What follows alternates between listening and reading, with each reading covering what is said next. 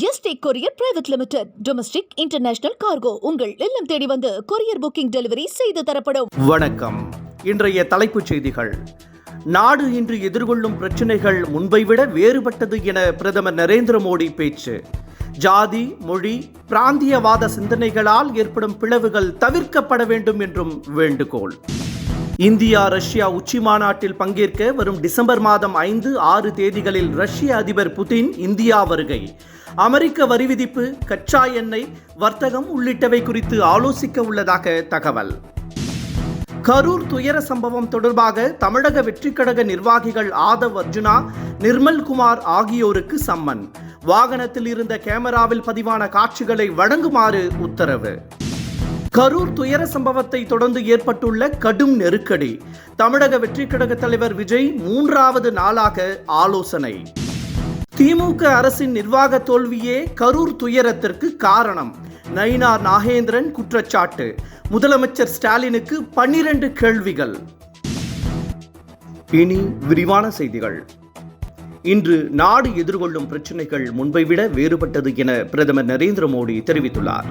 RSS நூற்றாண்டு விழாவில் பேசிய அவர், ஜாதி, மொழி, பிராந்தியவாத சிந்தனைகளால் ஏற்படும் பிளவுகள் தவிர்க்கப்படாவிட்டால் நாட்டை பலவீனப்படுத்தும் என்றும் கூறியுள்ளார். மேலும் மக்கள் தொகை மாற்றம் சமூகத்திற்கு பெரும் சவாலாக உள்ளதாகவும், வேற்றுமையில் ஒற்றுமைதான் இந்தியாவின் ஆன்மாவாக இருக்கிறது என்றும் பிரதமர் மோடி குறிப்பிட்டார். கரூர் துயர சம்பவத்தையொட்டி தமிழக வெற்றிக் கழகத்தின் முக்கிய நிர்வாகிகளான ஆதவ் அர்ஜுனா மற்றும் நிர்மல்குமார் ஆகியோருக்கு போலீசார் சம்மன் அனுப்பியுள்ளனர்.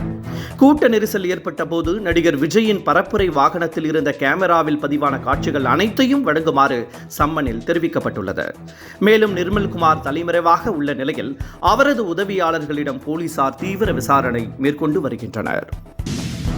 கரூர் துயர சம்பவம் நடிகர் விஜய்க்கு பெரும் நெருக்கடியை ஏற்படுத்தியுள்ள நிலையில் அவர் இன்று 3வது நாளாக தமிழக வெற்றிக் கழகத்தின் நிர்வாகிகளுடன் ஆலோசனை நடத்தியுள்ளார். சென்னை நீலாங்கரையில் உள்ள இல்லத்தில் இருந்து பட்டினப்பாக்கம் சென்ற விஜய் அங்கு தனது கட்சி நிர்வாகிகளுடன் ஆலோசனை மேற்கொண்டார். முக்கிய முடிவு குறித்து அறிவிப்பு வெளியிடவே நடிகர் விஜய் ஆலோசனை நடத்தி வருவதாக கூறப்படுகிறது. 100 ரூபாய் நாணயத்தை பிரதமர் நரேந்திர மோடி இன்று வெளியிட்டார். டெல்லியில் அம்பேத்கர் சர்வதேச மையத்தில் RSS நூற்றாண்டு விழா நடைபெற்றது. இதில் கலந்து கொண்ட பிரதமர் மோடி 100 ரூபாய் நாணயத்தை வெளியிட்டார்.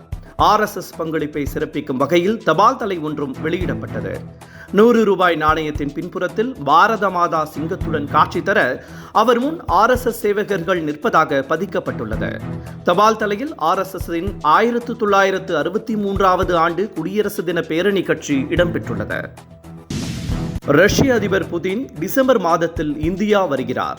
இந்தியா ரஷ்யா உச்சி மாநாட்டில் பங்கேற்க அவர் டிசம்பர் 5 மற்றும் 6 தேதிகளில் இந்தியா வரவுள்ளதாக மத்திய அரசு வட்டாரங்கள் தெரிவிக்கின்றன.